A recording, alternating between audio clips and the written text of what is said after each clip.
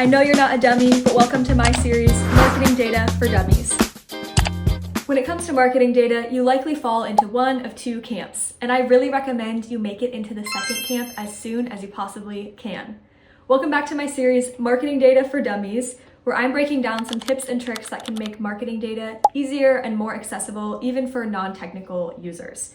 So that first camp I'm talking about, the one that you want to get out of, is the camp of data overwhelm. So it might look like having a ton of different tools that you're using and collecting data across all of them blindly. So maybe you have tools like Google Analytics, Hotjar, Microsoft Clarity, you're looking at data in Instagram or Facebook, as well as your CRM and email platform, and you don't really have a strategy for knowing what data you're looking at or if it's even accurately collecting.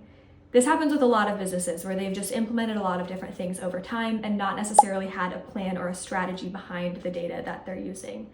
We really recommend that you move quickly into camp number 2, which is a camp of actually having accurate data that you know you are tracking, that's accurate, and that you can start to make analysis on. So this is still before you make any analysis on the data. It really is just a camp of having trustworthy data that you can rely on. So I would want you to be able to answer yes to questions like, do I trust my data? Am I collecting conversion actions properly?